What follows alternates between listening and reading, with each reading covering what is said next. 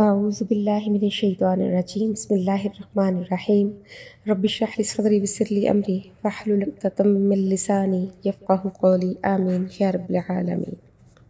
ایک مرتبہ پھر ہجرت کا بیان ہے اور اس میں 3 قسم کے گروہ کو بیان کیا گیا ہے۔ آج کی پہلی آیت کا کچھ شان نزول مفسرین کرام نے اس طرح سے بیان کیا ہے کہ کہتے ہیں کچھ لوگ نبی پاک صلی اللہ علیہ وآلہ وسلم کی خدمت میں آئے، جن میں بعض 30 بعض 40 اور کچھ لوگ 50 کی تعداد بتاتے ہیں۔ تو انہوں نے آ کر کہا کہ یا رسول اللہ، ہم لوگ مختلف قبیلوں سے تعلق رکھتے ہیں، ہمیں اسلام کے متعلق معلومات ملی، لیکن ہم نے خود آپ سے ملاقات کا فیصلہ کیا، براہ راست ہم آپ سے اس کے بارے میں سننا چاہتے ہیں۔ یہ لوگ کچھ دن آپ صلی اللہ علیہ وآلہ وسلم کے پاس رہے، آپ نے ان کو ایمان کی حقیقت، اس کی سچائی، اسلامی احکامات کے بارے میں بتایا، اور صحابہ اکرام نے ان کی بہت خدمت کی، کیونکہ ویسے بھی اسلام کا اصول ہے کہ مہمان کی عزت کرنا اور خدمت کرنا فرض ہے۔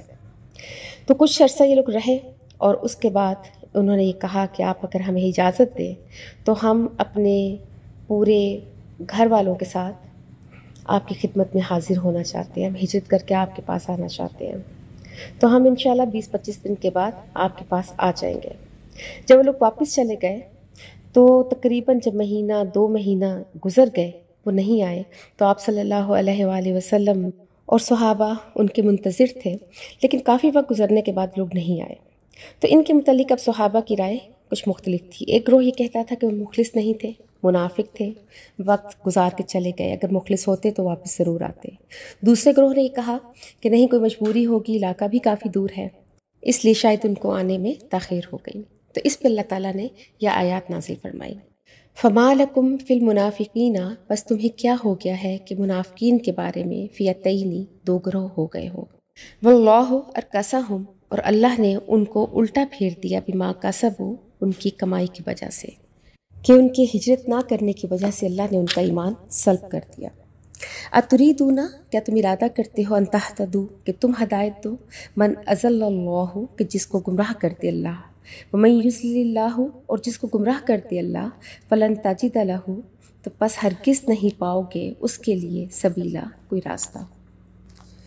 ان آیات میں اللہ نے صحابہ اکرام کو تنبیہ فرمائی کہ جو منافقوں کی طرف سے دلائل پیش کر رہے تھے، تو فرمایا کہ منافق ہیں اور انہوں نے تمہیں دھوکے میں رکھا ہے، ودوا لو تکفرون، اور وہ منافق پسند کرتے ہیں اس بات کو کہ تم کافر ہو جاؤ، کما کفروا، جیسے کہ وہ کافر ہو گئے، فتکونون سواء، تم ہو جاؤ برابر یعنی کفر میں، فلا تتخذوا، اور پس نہ بناؤ، منہم اولیاء، ان میں سے کسی کو دوست، حتی یہاں تک کہ یہاجروا، وہ ہجرت کریں، فی سبیل اللہ، اللہ کی راہ میں۔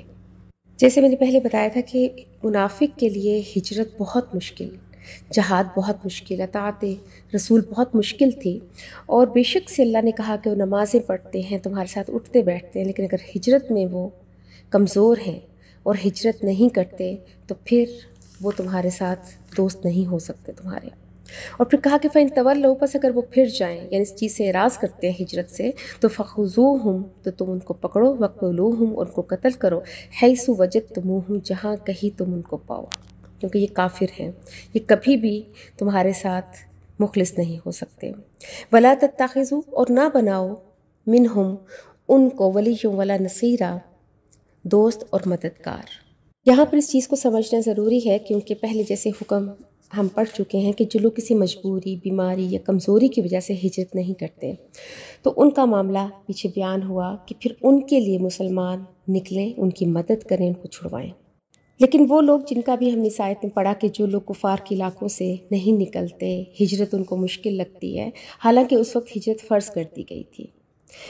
ہجرت حبشہ جیسے مکی دور میں جو ہوئی تھی وہ آپشنل تھی، اجازت تھی لیکن حکم نہیں تھا، جبکہ ہجرت مدینہ کا حکم آ چکا، اور جو لوگ ہجرت نہیں کر رہے تو اب ان کو اللہ نے منافقین کہہ دیا، اور ان کے بارے میں یہ حکم نازل ہوا کہ اب ان کو پکڑو، جہاں کہیں ان کو پاؤ تو ان کو قتل کر دو۔ اب اس ساری چیز کے پیچھے مقصد کیا تھا؟ مقصد یہ تھا کہ اللہ تعالیٰ یہ چاہتے تھے کہ تمام مسلمان ایک مرکز پر اکٹھے ہو جائیں، تاکہ ان کی طاقت بڑھے اور پھر ایک جگہ سے ایک فیصلہ کن اقدام ہو۔ اب یہاں دوسرے گروہ کا ذکر ہو رہا ہے کہ ایسا گروہ کہ جس کے ساتھ آپ کا کوئی عہد ہو چکا ہے. جیسے ایک مشہور قبیلہ تھا بنو خزاعہ. یہ کافر ہونے کے باوجود بالکل غیر جانبدار تھے. یہ مسلمانوں کے ساتھ نہ تو خود لڑتے تھے نہ دوسرے کافروں کے ساتھ مل کر مسلمانوں کو کوئی نقصان پہنچانے کی کوشش کرتے تھے. بالکل غیر جانبدار تھے. ان کے سردار تھے حلال بن عویمر. یہ بعد میں مسلمان ہو گئے تھے. تو انہوں نے نبی پاک صلی اللہ علیہ وآلہ وسلم کے ساتھ ایک معاہدہ کیا تھا کہ ہم آپ کے خلاف نہ تو لڑیں گے اور نہ کسی دوسرے کے ساتھ مل کر مسلمانوں کے خلاف کوئی اقدام کریں گے. اب اس میں ان کو استثناء ہے کہ ایسا گروہ جس کے ساتھ کوئی معاہدہ ہو گیا ہے تو اب آپ اس کے ساتھ بھی مت لڑیں. تو فرمایا الا الذین، مگر سوائے ان لوگوں کے یصلون جو ملتے ہیں الی قوم، اس قوم کی طرف بینکم و بینہم میثاق، کہ تمہارے اور ان کے درمیان معاہدہ ہے. او جاؤکم حسرت، یا آئیں تمہارے پاس کہ تنگ ہو گئے ہیں صدورہم، ان کے سینے، یعنی ان کے دل اکتا چکے ہیں، ان یقاتلوکم، اس بات سے کہ تمہارے ساتھ لڑیں، او یقاتلو، یا وہ لڑیں قومہم، اپنی قوم کے ساتھ. یعنی وہ لڑائی جھگڑے کو پسند نہیں کرتے، اور کیونکہ کفار میں بھی ہر شخص برا نہیں تھا، کچھ اچھے بھی تھے، تو وہ چاہتے تھے کہ کسی طریقے سے لڑائی جھگڑا نہ ہو. تو فرمایا کہ وَلَوْ شَاءَ اللَّهُ، اور اگر اللہ چاہے لَسَلَّطَهُمْ عَلَيْكُمْ، تو ان کافروں کو تم پر مسلط کرتے. فَلَقَاتَلُوكُمْ، بس وہ ضرور تمہارے ساتھ لڑیں. فَإِنِ اعْتَزَلُوكُمْ، اور اگر وہ کنارہ کشی کریں تم سے، فَلَمْ يُقَاتِلُوكُمْ، تو پس نہ لڑیں وہ تمہارے ساتھ. وَأَلْقَوْا، اور وہ ڈالیں إِلَيْكُمُ السَّلَامَ، تمہاری طرف صلح کی بات. فما جعل اللہ، تو پس نہیں بنایا اللہ نے لکم، تمہارے لیے، علیہم سبیلا، ان کے خلاف کوئی رستہ. اگر وہ نہیں لڑتے، غیر جانبدار ہیں، تو تم بھی ان کے خلاف نہ لڑو. یہ اللہ کا حکم ہے امن کو قائم کرنے کے لیے. اب تیسرے گروہ کا بیان ہے کہ پہلے تو وہ تھے کہ جو منافق ہیں، ہجرت نہیں کرتے تو ان کو مار دو. دوسرا وہ کہ کسی قبیلے سے اگر معاہدہ ہو گیا ہے، وہ لوگ نیوٹرل ہیں، تو ان کو چھوڑ دو. اب تیسرا گروہ ہے کہ اگر وہ لوگ جس طرح کی روش اختیار کریں، تم بھی انہی کے ساتھ اسی طرح پیش آؤ. جیسے قبیلے تھے دو عرب میں، بنو اسد اور بنو غطفان. یہ دونوں قبیلے بہت ہوشیار اور بہت شرارت کرنے والے تھے. جب مسلمانوں سے ملتے تو ان کو اپنی محبت کا اور اپنی اخلاص کا یقین دلاتے کہ ہم تمہارے ساتھ ہیں. یہاں تک کہ نبی پاک صلی اللہ علیہ وآلہ وسلم بھی ان کی باتوں پر یقین کر لیتے. اور جب یہ اپنی قوم کے پاس جاتے تو ان کو یہ کہتے کہ ہم تو تمہارے ساتھ ہیں، ہم تو ان کو دھوکہ دینے کے لیے گئے تھے، اور اب تم جو بھی فیصلہ کرو گے ہم تمہارے ساتھ ہیں، ہم اس پر عمل کریں گے. تو ان کے بارے میں اللہ تعالیٰ فرماتے ہیں ستجدون، ان قریب تم پاؤ گے، آخرین، کچھ اور لوگوں کو، یریدون، جو ارادہ کرتے ہیں، ان یأمنوکم، اس بات کا کہ وہ تم سے امن میں رہیں، ویأمنوا قومہم، اور اپنی قوم سے بھی امن میں رہیں. کلما، اور جب کبھی بھی، ردو، ان کو لوٹایا گیا، الی الفتنۃ، فتنے کی طرف، ارکسو فیہا، تو لوٹا دیے جائیں گے اس فتنے کی طرف. یعنی جب بھی تمہارے خلاف اس لڑائی کی نوبت آئی تو یہ اس پہ دوڑ کر شامل ہو جائیں گے، اور تمہارے پاس یہ صرف جان بچانے کے لیے آتے ہیں، یہ مخلص نہیں ہیں، ان سے محتاط رہو. فَإِن لَّمْ يَعْتَزِلُوكُمْ، اور پس اگر وہ تم سے الگ نہ رہیں، وَيُلْقُوا إِلَيْكُمُ السَّلَامَ، اور تمہاری طرف صلح کی پیشکش نہ کریں، وَيَكُفُّوا أَيْدِيَهُمْ، اور نہ روکیں اپنے ہاتھوں کو، فَخُذُوهُمْ، تو پس تم ان کو پکڑو، وَاقْتُلُوهُمْ، اور ان کو قتل کرو، حَيْثُ ثَقِفْتُمُوهُمْ، جہاں کہیں تم ان کو پاؤ. وَأُولَئِكُمْ، اور یہ وہی لوگ ہیں، جعلنا لکم، کہ بنایا ہم نے تمہارے لیے، علیہم، ان کے اوپر، سلطان مبینہ، کھلا غلبہ، کہ اگر غداری کرتے ہیں، معاہدے کا پاس نہیں کرتے تو ان کو بھی مار دو.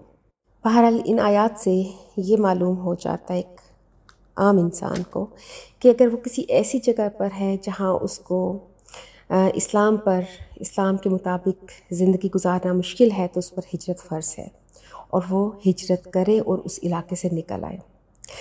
پہلی آیت میں ہم نے ایک چیز پڑھی کہ اللہ تعالیٰ نے صحابہ سے یہ کہا کہ اتریدون ان تہدوا من اضل اللہ من یضلل اللہ فلن تجد لہ سبیلا، کیا تم ارادہ کرتے ہو کہ ان کو ہدایت دو کہ جس کو گمراہ کر دے اللہ، اور جس کو اللہ گمراہ کر دے، بس ہرگز نہیں پاؤ گے تم ان کے لیے راستہ. یہاں ایک بات بہت ضرور سمجھنے والی ہے کہ قرآن پاک میں مختلف جگہوں پر آتا ہے کہ یضل من یشاء ویہدی من یشاء، کہ اللہ جس کو چاہتا ہے گمراہ کرتا ہے، جس کو چاہتا ہے ہدایت دیتا ہے۔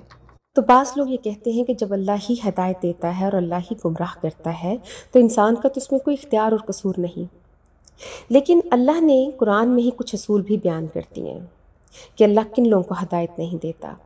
جیسے ایک جگہ اللہ نے فرمایا ان اللہ لا یہدی من ہوا مسرف کذاب، کہ بے شک اللہ اس شخص کو ہدایت نہیں دیتا جو اپنی حد سے نکلنے والا ہو، جھوٹا ہو۔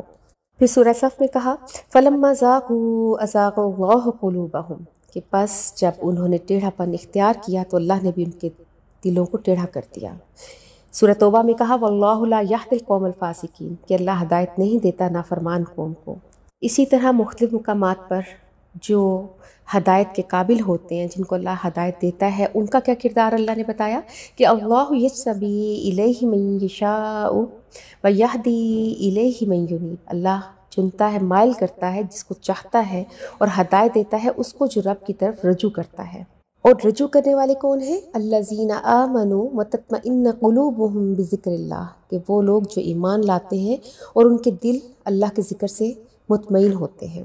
اور سورہ عنکبوت میں ہے کہ والذین جاہدوا فینا لنہدینہم سبلنا، اور وہ لوگ جو کوشش کرتے ہیں ہماری طرف آنے کی، ہم ان کو ضرور اپنا راستہ دکھائیں گے۔ اللہ پاک نے یہ بتا دیا کہ جو اللہ کی طرف رجوع کرنے والا ہے، جو اللہ کے ذکر پر سکون محسوس کرتا ہے، جو اللہ کی راہ کی طرف چلنے کی کوشش کرتا ہے، تو اللہ اس کو ضرور ہدایت دیتا ہے۔ اور ایون سورہ کہف میں اللہ پاک نے کہا فمن شاء فلیؤمن ومن شاء فلیکفر، کہ بس جو چاہے ایمان لائے اور جو چاہے کفر اختیار کرے، کہ اللہ نے یہ اختیار انسان کو دے دیا۔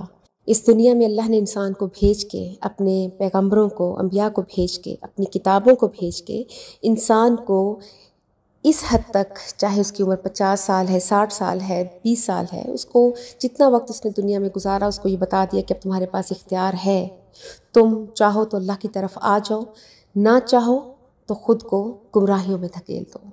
تو اب ہم سب اگر اپنا اپنا محاسبہ کریں، ہم دیکھیں کہ کیا ہمارا دل اللہ کے ذکر پر مطمئن ہوتا ہے، کہ کیا ہم لوگ ہر وقت غفلت میں رہ کر سکون حاصل کرتے ہیں، کیا اللہ کی حدوں کو توڑنا ہمارے لیے بہت آسان ہے، کیا ہم حرام اور حلال کی تمیز کرتے ہیں، کیا ہم جھوٹ بولنے سے پہلے یہ سوچتے ہیں کہ ہمارا ایک ایک لفظ لکھا جا رہا ہے جس کی ہمیں اللہ کے آگے جواب دہی ہوگی ہماری، اور کیا ہمارا کردار جو عام لوگوں میں، سب لوگوں کے سامنے جو ہمارا کردار ہے، کیا وہی کردار ہمارا تنہائی میں بھی ہے؟ ان سب سوالوں کا جواب صرف اور صرف ہم خود دے سکتے ہیں کہ ہم کہاں کھڑے ہیں۔ تو اللہ پاک سے دعا ہے کہ اللہ پاک ہمیں نیکی میں خوش رکھے، نیکی میں مطمئن کرے، اور ہمیں رجوع کرنے والوں میں شامل کرے، اور ہمیں ہدایت سے نوازے۔ وآخر دعوانا ان الحمد للہ رب العالمین۔